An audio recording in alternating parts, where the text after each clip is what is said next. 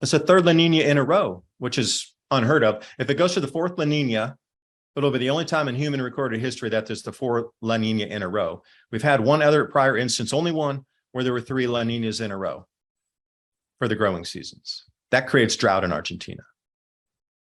But then you look in the Northern Hemisphere, and I'm not even going to talk about Australia right now. I'm just going to go straight up to Ukraine.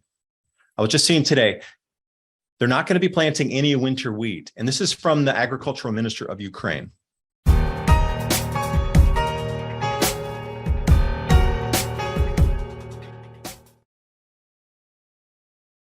Ladies and gentlemen, Rex Bear, LeakProject, how the heck are you? Fantastic day today out here in Southern Colorado. It's getting chilly, but that's all right. We've got the fireplace. If things do get where they shut the power down, we've got plenty of firewood outside. I've got, all the essentials. And so does this guy right here, David DuByne. It's great to see you, man. It's been way too long. So David was sending me some vital information that we're going to share with you. And if you haven't subscribed to David's channel yet, make sure to do so. Adapt 2030. What's going on, man? Well, I think we're all seeing it around the planet. In motion is the liquidation of our planet and the present way of life.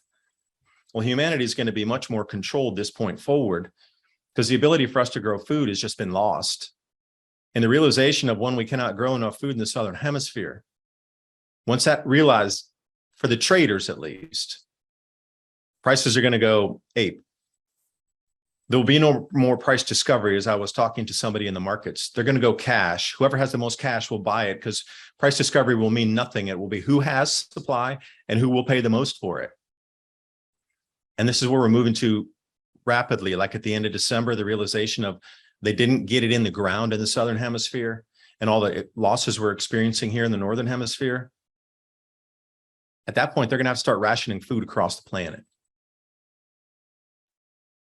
And Rex, I'll ask you, who's going to sit by quietly and just go accept it and go, okay, I'll cut my calorie down to 1,500 to 1,200 calories a day. Yeah, here's my little rationing card. I get 1 pound of butter. Thank you. In America, that's not going to fly. People are going to be super angry. Well, look, man, that's why it's always good to be prepared, not scared, because if you're scared, you're in that fight or flight mode and don't want to be there. No. And if you're in a big city, and this is what I've been theorizing about, how would powers that be get rid of an entire population out, get rid of the majority of a population. Now, this is just hypothetically speaking here. This is a thought, but if the powers that be wanted to get rid of a big city, or at least get people out of that big city or attempt to leave that big city, what would be what you could shut the power, could also shut the water supply. What happens if a city like Phoenix can't get water, or Los Angeles? It would be a nightmare, to say the least.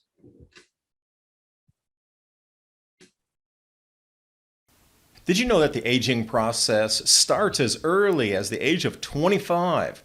After that, you start to lose 1% of your collagen supply every year. By the time you're 45, you'll have lost 30% of your naturally produced collagen. Try this at-home test to see if you have enough collagen. Pinch your skin. If it immediately bounces back, then you have enough collagen in your skin. If it doesn't bounce back or fold back immediately, then you might need a collagen supplement. And make sure you pick one that has hydrolyzed collagen or collagen peptides. This ensures it'll be absorbed by your body. Multi-collagen helps rejuvenate your body from the inside out with 5 supercharged types of collagen your body needs for optimal health. And that's why thousands of Americans trust and use it every day. Taste, inspect, and judge multi-collagen risk-free. If it doesn't live up to your expectations, you have a full 60 days.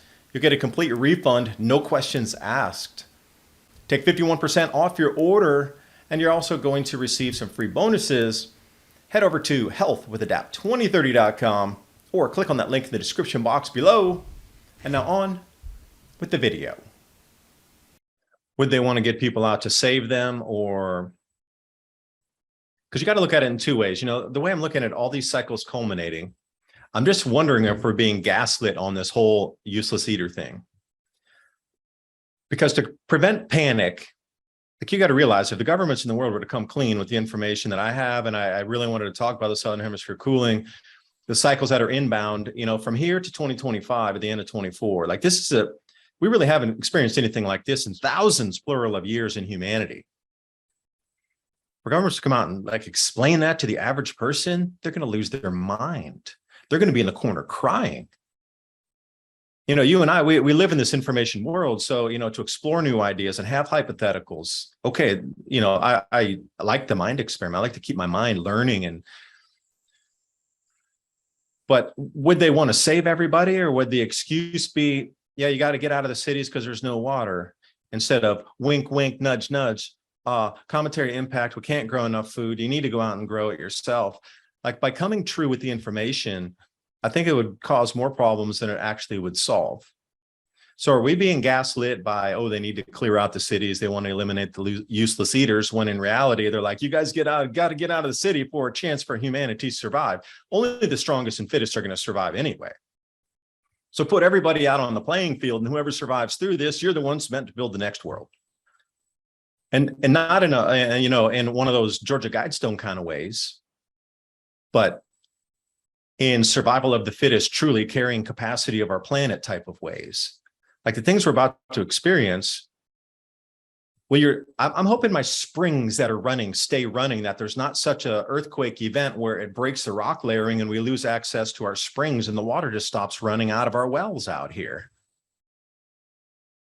Let alone turning on your faucet and the water's not coming from the city. But imagine one day you wake up and there's been an earthquake and it fissured and cracked, and you're just not, whatever was pushing water your direction slowly turns off or instantly turns off.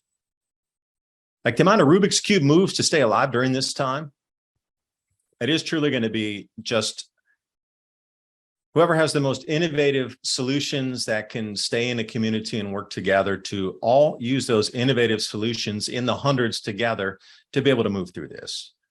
Because I really think they're just trying to scatter everybody out onto the field and then hope for the best, because the world we look at today, it makes zero sense. Unless you look at it from the eyes of the food shortages and the cycles returning, then it makes perfect sense. But I look at the world in a different way there, Rex, I guess. You think it's going to get that bad though by like 2025? We're at the point of 1 inch per hour rainstorm. Like, in the beginning of my Adapt 2030 channel, it's like 2014 or so, the conjecture was that we would be getting years worth of rain in single storms, and then it would progress to a decade of rain in a single storm. Well, I don't know how many umpteen examples we've seen a year worth of rain in this last 1 year alone. Like, that was unthinkable before, but now it seems to be common-ish. If I would have seen a year's worth of rain, something in 2015, 16, I would have devoted an entire video just to that one event. But there's so many of those now that you just plug them in here and there. It's no longer hideable to the general public. That's the point I'm getting at. Like, they can't hide it anymore. Like, the whole, you put some CO2 up there, but go buy 2 for Black Friday. You put the CO2 up there, but wait a second, it just rained 1 inch per hour, and Saudi Arabia got 3 years of rain in several hours. But then if you look back through the Middle East, and I'm talking more in the south area of Oman and Yemen, and that empty quarter, which is the driest place on the planet, they've been having consistent rains for the last 3 years. And if you look over just across the Red Sea into Eritrea, and you start to see, why did they put Africa's largest hydroelectric dam in one of the driest places in Africa that filled up in 2 years, and they expected for it to take 7 years to fill up? It's called the New Renaissance Dam. These are the questions I'm asking too. Like, who financed that, and who knew that it would fill up and create, it's a hydroelectric dam. But who in their right mind would put it in one of the driest places in the world and expect a hydroelectric dam to function correctly? Unless you knew the cycles of where the rainfall was going to return across the Sahel in Northern Africa. And maybe that'll be a new grow zone, as well as other areas in the world start to diminish their crop production output, and the yield will decline to the point it won't even be worth putting it in the ground. We are absolutely at that point now. This year should have been the wake-up call for anybody following ag. We were at a 100-year low in wheat production in America. And the USDA put out 190 bushels per acre on their average, 190, 193, and we're down at like 168, 167 per acre. They're off 30 bushels per acre. Come on, they need to find a new job. So and then down in the Southern Hemisphere, if you're going to do the data researching, you're going to look for something like this. So the data sets for like Uruguay, and I have somebody helping me get all this together. You need to look at pre-eruptive quarter 4 of 2021. And you get those 3 months of a temperature data set, and it'll be a little bit above, a little bit below, a little neutral, whatever. And then you match it with this last single month of what let's say of October, if they had updated their information. And it is absolutely scary, startling, unbelievable, heart-stopping, the difference in the temperatures. You're looking at regular temperatures, +1°C, plus a half a degree Celsius above the baseline on 30 years. And then you go right now and it's -4°C, 4 degrees below the normal. And this is happening everywhere they grow crops in the Southern Hemisphere. Like Australia, I went through all the different states in Australia, matched it all out. And if you look, they're at least 2 degrees Celsius below normal. Western Australia, right in the heart of the crop grow zone in Western Australia. In New South Wales, once in a 1,000-year flood, 3 storms in a row. It rained so much down there that their wheat crop, when it was growing in the field, there's so much water coming on top that it sprouted in the heads. They lost most of the wheat crop in New South Wales. And in Victoria, they're looking at least a 1 degree Celsius drop there at the minimum. And it was still snowing just last week going into summer, snowing in Tasmania, snowing in Victoria. And wherever you look across the planet here in the Southern Hemisphere, there's extreme cooling happening along with precipitation events. I just, by December, when the realization comes that they can't get it in the ground for planting, the world as you know it is going to shift. And the China thing also, the minute they open fire on the civilians in China, then there'll be this full anti-China thing that'll sweep the globe. And everybody, I don't want any China stuff. You got to divest, this whole ESG thing. Well, what do you think they're going to do when they're shooting citizens? Well, you definitely need to sell all the stocks, company B. But again, is that part of the plan? Because that would be an instant collapse of the world economy. And, they're trying to bring in central bank digital currencies, but you need the CBDCs to get your digital rationing card. So once you start lining up all these pieces, you can almost look out and go, all right, they're going to do this, they're going to do that. You go this way, I go that way, you go this way. Okay, they're going to do that. And it's just a world that we're going to need to get super ready for ourselves. And I mean, quickly. I don't think I'm prepared enough. I've been preparing for years and years and years. And I still, look around and go, am I really? Physical body is only like a temporary thing anyway. It's let it go and off back to the creator again. It's just what it is. No fear there. It's interesting to think about when you get into the agriculture and the crops and how cold it's getting. And wasn't that one of the key factors before the Younger Dryas event took place? Like there's 2 million plus years of nice warm weather, and then it like abruptly cools off, and then glacier. Then you have an ice age, and then something causes all the ice sheets or a large portion of the ice sheets to melt, and then you've got this flooding. And I mean, so it seems kind of like we could be going into that similar type of scenario. And if there was a solar flare previous, or a multitude of solar flares previous, and we're looking at the side effects with the Canyonlands, Upheaval Dome, the Grand Canyon, aspects of the Grand Canyon, not all of it, obviously, but certain places, are we looking at evidence? I think even coastal places, in Mississippi or something like that, or all the way up into Kentucky off the coast. Maybe I'm wrong here, but I heard there was some evidence of electrical discharge out in those areas also. Oh yeah, Judicula Stone over here, yeah, in the mountains. I mapped out a whole bunch of places where the dendritic ridges with the supersonic ionic winds blew off there. Yeah, they witnessed that, and they did the Judicula Stone after witnessing that. Oh, tell me about that. Well, everything over here in East Tennessee and all the way in the Smoky Mountains and Cherokee National Forest and all the way over into North Carolina, et cetera, it's all covered in trees and really eroded. Like where you're at, you're out in the desert and whatnot, and especially all those canyon lands you go to, it's not covered in trees and it's very arid, so there's not a lot of erosion. You know, you get a lot of growth of everything over here, and things break down rather quickly. So you have to use mapping, Google Map, or that's the easiest one to use, but you know, Google Earth, and then if you can use some GIS software to take a look at that, you can see where those triangles are forming on the ridges, and that's where the wind pattern was blowing away. So once you find 4, 5, 6 points in a row, you can just kind of follow the line across, and you can see where the blast pattern took place and where the wind had, you know, driven up and laid down that pattern of, it looks like dragon scales for a better term. But then, you know, facing for where it was over here, because at the end of that blast pattern, you come down to a Cherokee, which was 40,000 person town at the point. Imagine that. Several hundred years ago, they had 40,000 people in Cherokee Village down here called Chota. And there were also other villages that went along the river there, but they dammed it up and everything's underwater. Even Ice House Bottom, which is the oldest continuously habited known archaeological spot anywhere on the East Coast, and they just decided to put it underwater, along with the Star Fort and several other things. But that blast pattern, and it's this craziest thing. The blast pattern came down. There was last one little tiny dendritic ridge where you could just see the one little triangle pattern and then nothing, and then their village was there. They really came down, but they followed the energy down. It was a ceremonial spot. And if you look on Google Earth, you can definitely see that spiderweb pattern of the electrical discharge. Now, will we see that again? I don't know. I mean, where do you see it out west where you get that, you know, obviously Grand Canyon, but where can you see it sort of in a desert scape where you see that electrical discharge pattern?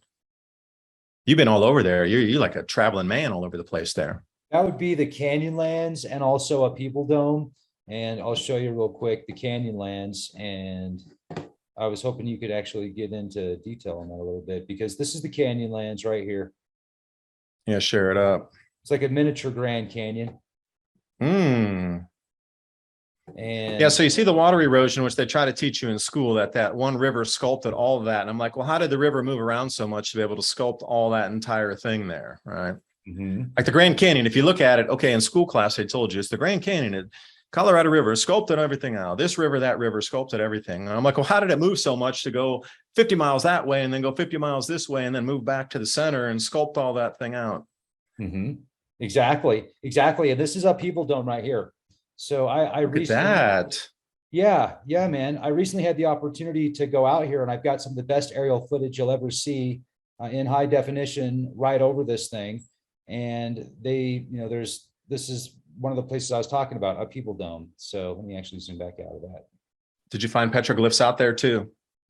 There are, not in this exact location, but there's a ton of petroglyphs in Moab and the Canyonlands, tons of them, man. This is a mecca of petroglyphs and dinosaur fossils, ancient relics, super ancient stuff. And you should definitely go out here with me sometime. But look at this right here. So this is kind of what you're talking about, the blast. Is that how you would describe it? Well, that's real tiny. Dendritic ridges are where they push up and they create full mountain ranges, or, you know, 1,000, 2,000 foot tall, sculpted. And it looks like those dragon scales across the way there. Okay. You're talking at a much different scale then. There's places in Mexico very similar to that, by Shiprock, New Mexico, actually. There's a place called the Pigback Mountain Range or something like that. Hogback Mountain Range. Almost identical to what you're describing.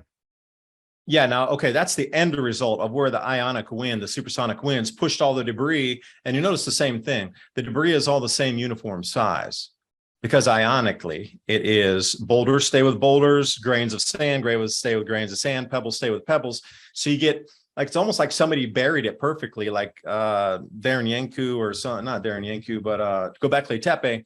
They always like, well, it's perfectly layered, like they buried it with all these perfect grains of sand. They were all the same size. Well, that was an ionic wind blast from the Adriatic Sea that blew all the way over there, and the very final area just completely coated that with that very fine debris that, they said it looked like somebody had buried it. Perfection. It was so compact and everything. Well, yeah, there you go. So you have to wonder where the impact blaster was that sent the ionic wind. So your Canyonlands image would be where the actual plasma bolt landed into the crust of the planet. And then once that electrical event happened, the discharge would have been the supersonic winds that would have sent it east, west. And then on both sides, you're going to see that stacking dragon scale on both sides. And then you can trace it back once you start finding those areas and usually they're layered. It's not just one V shape. It's usually 1, 2, 3, 4, 5, 6, 7 all in a row like that. And then you can trace it back to where you might think the origination point is. And where was I looking at? Uzbekistan had a lot of stuff. Kyrgyzstan had a huge amount. So it looks like there was massive amounts of discharge over Kyrgyzstan, Kazakhstan, that whole area, the stands. Out in west of Urumqi, out in in Xinjiang and the Tarim Basin, that looked like it was massively sculpted as well with a lot of discharge. Maybe not the planetary type that would cause the Grand Canyon, but something of smaller scale that still moved a lot of earth. And you got to realize when that would hit electrically, things would start to separate, not only by the rock type, whatever minerals were in there, but then the size would also determine things are going to move back themselves and try to magnetically come together again. So you see a lot of times in these ridges, a lot of the same exact elements are in layers. That's electrical as well.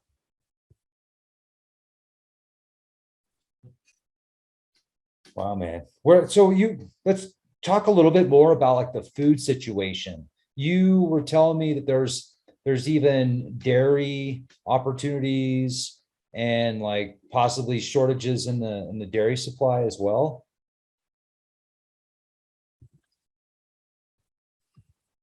It depends how much of the regular quote unquote cash crops can be grown in the Southern Hemisphere this year. Prices have already risen. They went to record highs for wheat. Corn went from like 310 to 670, dropped back down. Now remember, don't be misled. We are in the harvest season. So traditionally, you get the most of it because we're in the harvest season. After that flows through the pipeline, then what's left over, those carryover stocks.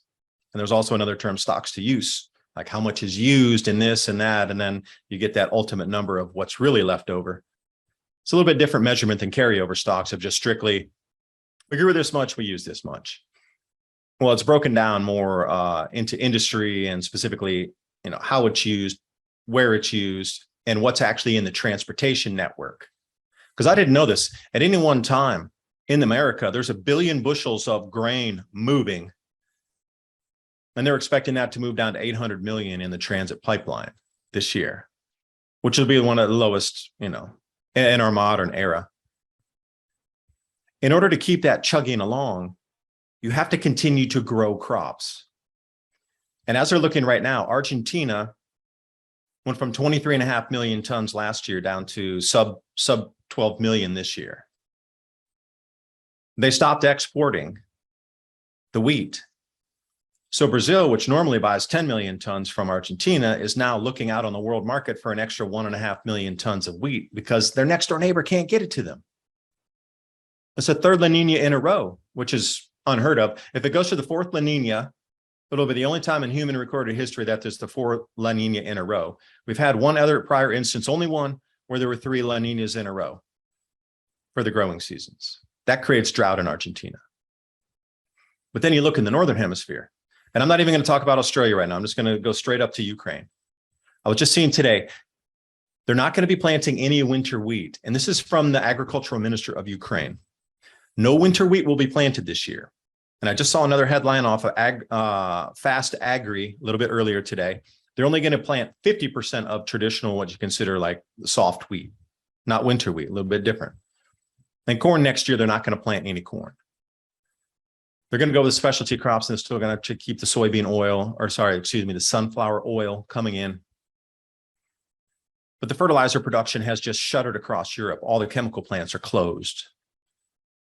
So the ability to produce fertilizers has also been quite restricted.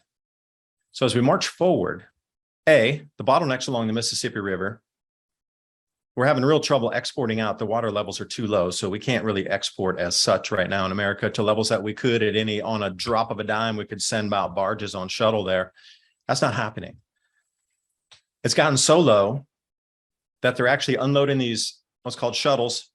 That's 67 18-wheelers full of grain is in one of those barges, and they're just dumping it on the shoreline.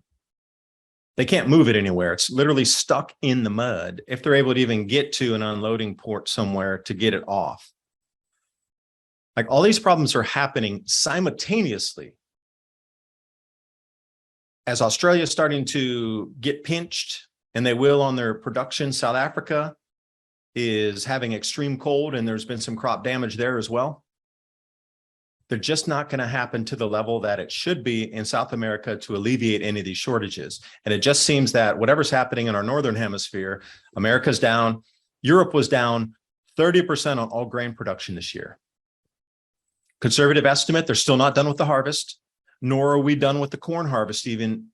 So those USDA numbers could even drop sub 168 bushels per acre. It could go down to 165. We're only at, like, say, max 93% corn harvest in America right now. A lot of it's going to get stranded in the fields because it's been snowing so much. So we really can't even finish the corn harvest in America because it snowed so much in these areas that they can't get the combines in the fields. So they call that stranded. Well, the USDA will say, oh, we can harvest 25% of that next year. Well, most farmers just till it under because it's not really. So whatever's been harvested is kind of at the end there. But technically, we're not at the end of the harvest yet, nor are they at the end of the harvest over in Europe. And you look at the problems plaguing China right now. And the way I was looking at China earlier, you know, I'd said this a couple of times on videos, is like, those camps that they're putting people in, or the welcome wagon that they put everybody into if your QR code goes red. I was saying, just as a mind experiment, if they don't have enough food and they're going to have street riots because they don't have enough food, if they build enough of those facilities to put 100 or 200 million people away, they could then self-ration the food by giving them a 1,200 calorie per day diet and then stretch the food supply without alarming anybody, without signaling that they're into food shortages. Because you got to realize through history, like, the thing that has toppled governments again and again and again and again and again, it's not about the finance. It's not about the political beliefs. Never has been. It's when people get hungry and they start to riot. This is when all governments change, when they can't feed the people. So now start to layer this on here, and that's just like the situation as it speaks right now.